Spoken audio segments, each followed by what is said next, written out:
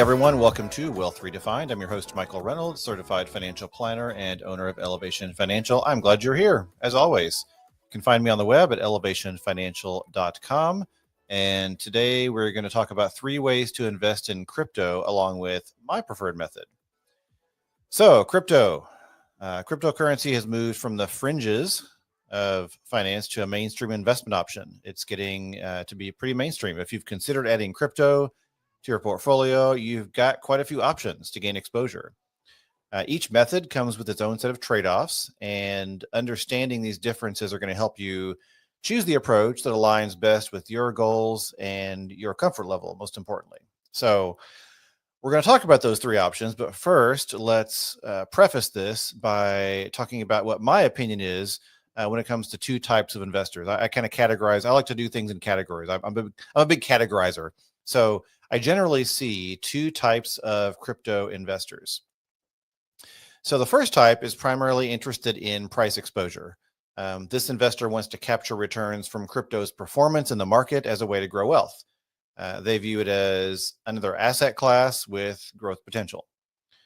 The second type of investor sees crypto as a hedge against something like financial system collapse or major disruption. Maybe they're concerned about government control over traditional currencies and view crypto as a safeguard in a doomsday scenario, for example. These investors really prioritize control and independence over convenience. So, spoiler alert, I fall into the first camp. My interest in crypto is driven by its potential for returns and portfolio diversification. I simply want price exposure without the complexity of managing private keys or worrying about exchange security. So, your investment philosophy may be different, and your philosophy will guide you to what method works best for you. So let's jump into the 3 general methods. Again, this is not, there's nuance, this is not comprehensive necessarily, but I generally see 3 primary methods for investing in crypto. Method 1 is ETFs and mutual funds. So how does this work? Crypto ETFs and funds allow you to invest in crypto through traditional brokerage accounts. These funds hold actual cryptocurrency or crypto-related assets, and you buy shares just like you would with any other fund. So in these funds, you'll find options ranging from single currency funds focused on Bitcoin or Ethereum, or sometimes more diversified crypto funds that hold multiple digital assets. Some funds hold the actual crypto or the actual asset, while others use futures contracts or derivatives. So what are the advantages? What are the pros of using a fund or an ETF? The biggest advantage of ETFs and funds is convenience. You can buy them through your existing brokerage account along with stocks, bonds, or other investments. There's no need to set up new accounts or unfamiliar platforms or learn anything new. The tax reporting is straightforward as well. Your brokerage account sends you a standard 1099 form at tax time, just like other investments. You don't need to track individual crypto transactions or calculate gains across multiple exchanges. Integration is pretty seamless. You or your financial advisor can easily include crypto exposure in your asset allocation, and rebalancing is as simple as selling shares of the fund or rebalancing it along with your other investments, just like you normally would. Security concerns are pretty minimal. You're not responsible for safeguarding your digital assets or your private keys. The fund handles custody through institutional grade security. Also, retirement account eligibility is a benefit. You can hold crypto ETFs in IRAs, sometimes 401ks, and other tax advantage accounts. So this opens up opportunities for tax deferred or tax-free growth that you won't find with direct crypto ownership. What about the downsides, the cons of using ETFs or funds? The main drawback is potentially cost. ETFs and funds charge management fees that typically range from less than 1% to more than 1%. And these expenses could eat into returns over time. You're also limited to the crypto that the fund holds. If you want exposure to a specific altcoin, for example, you might not find a fund that offers it. Also, some crypto purists argue that you don't actually own the cryptocurrency when you invest through a fund. You own shares in a fund that owns crypto. So for investors focused solely on price exposure, that distinction doesn't really matter. Tracking error can also occur with funds that use futures contracts rather than holding actual crypto. And that can result in the fund's performance not exactly or perfectly matching the underlying crypto price movements. All right, let's talk about method 2. The second method for holding crypto is direct investment through exchanges. So how does this work? Crypto exchanges let you buy, sell, and hold digital assets directly. You create an account, you link a bank account or a debit card, and you purchase crypto that gets stored in your exchange wallet. This method gives you actual ownership of crypto, and you can transfer it, you can spend it, or you can move it to other wallets as you see fit. So, what are the pros? Direct ownership means you control the assets. You're not dependent on a fund manager's decision about which currencies or which digital assets to hold or when to rebalance. You're in charge. You get access to a wide variety of cryptocurrencies as well, which is a major advantage to some people. So Bitcoin and Ethereum are pretty much the dominant assets in the market, but exchanges can offer hundreds or even thousands of other digital assets. So if you want exposure to smaller altcoins, direct investment is the only practical option for this. Also, lower fees, especially if you buy and hold. Most exchanges charge a small percentage on each transaction rather than ongoing management fees. So also the ability to transfer crypto to other wallets or use it for transactions gives you some flexibility. You can send crypto to friends, you can make purchases, you can move it to different platforms. And some exchanges offer additional features like staking rewards where you can earn yield on certain assets you hold. And you can't do that with a fund or an ETF. What about the cons, the downsides? So security responsibility falls entirely on you. Crypto exchanges can be hacked, and if your account is compromised, you might lose your assets. Most reputable exchanges have insurance and security measures, but they're still targets. Cyber criminals can still hack exchanges. Also, the learning curve is steeper than with funds. With exchanges, you need to understand how exchanges work, how to secure your account, how to use two-factor authentication, how to use the platform. Also, tax reporting can be more complex. You need to track the cost basis of each crypto purchase and calculate gains or losses on every transaction. Many investors find this kind of a hassle, especially if they make frequent trades. Also, emotional decision-making is easier when you have direct control. The ability to trade 24/7 can lead to impulsive buying and selling based on short-term price movements. It can encourage crypto day trading, which can be problematic. The exchange risk is also real. Major exchanges are usually pretty reliable, but some have failed or frozen withdrawals during times of stress or issues. Crypto is only as secure as the exchange that holds it. All right, what about method number 3? Hardware wallets, also called cold storage. So how does this work? Hardware wallets are physical devices that store your crypto private keys offline. You buy crypto on an exchange and then transfer it to your hardware wallet for secure storage. And this method offers the highest level of security because your private keys never touch the internet. Even if your computer is compromised, the crypto remains safe on the hardware device. So what are the pros of this method?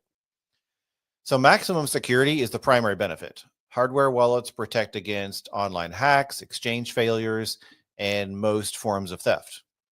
Your private keys are stored on a device that never connects to the internet.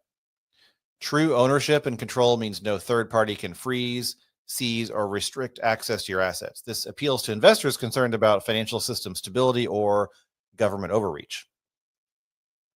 Protection from exchange failures becomes really important if you hold significant amounts of crypto. When an exchange collapses or suspends withdrawals, hardware wallets are unaffected because their assets were never stored on the exchange. And so the ability to hold assets across multiple blockchains, with a single device gives you some flexibility. One hardware wallet can secure Bitcoin, Ethereum, and a bunch of other crypto as well. What about the cons? What are the downsides of hardware wallets? The complexity, that's the big con. Complexity is huge when it comes to hardware wallets. You need to understand how to set up the device, how to transfer crypto to it, how to safely store your recovery phrase, and mistakes can result in permanent loss of your assets. You can be locked out forever. So physical security becomes your responsibility. If you lose the device and your recovery phrase, your crypto is gone forever. If someone finds your recovery phrase, they can steal everything. Transaction friction also increases because you need to connect the hardware wallet whenever you want to buy, sell, or transfer crypto. And this makes frequent trading impractical.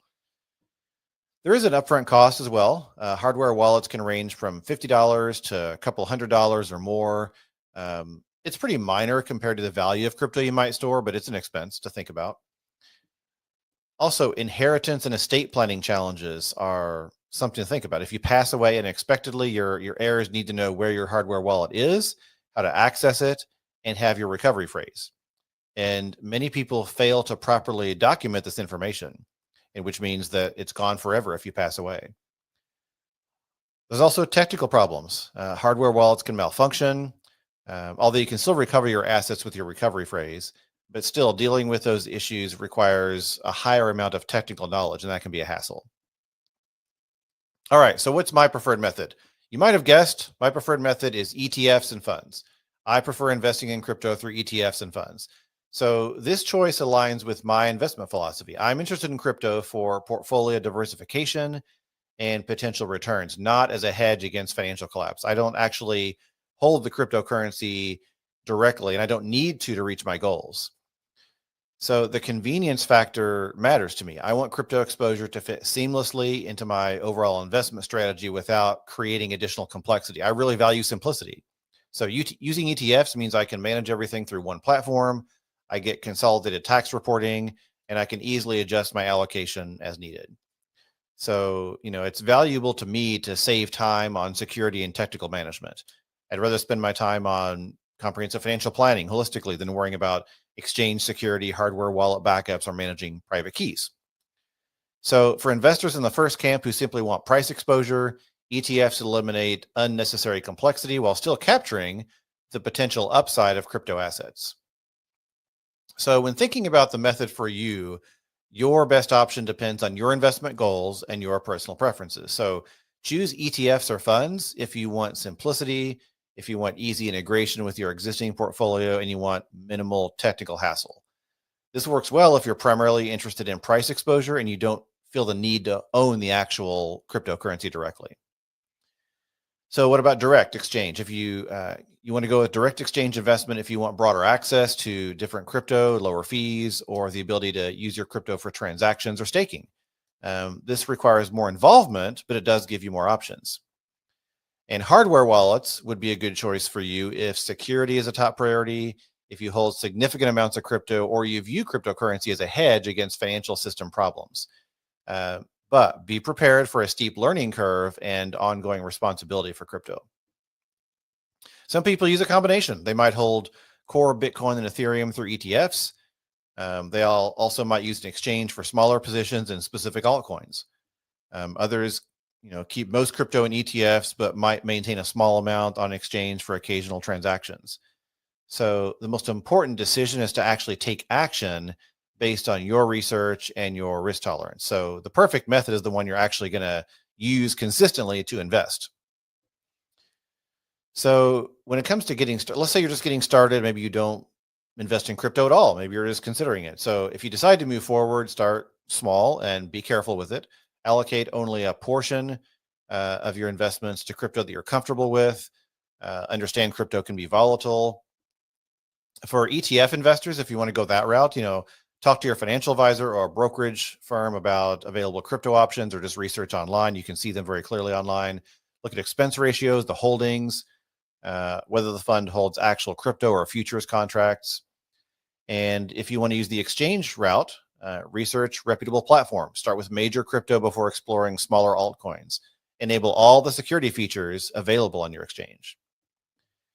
If you're using hardware wallets, buy directly from the manufacturer to avoid tampered devices, and take the time to properly set up your device and securely store your recovery phrase. Be very meticulous and mindful if you go the hardware route.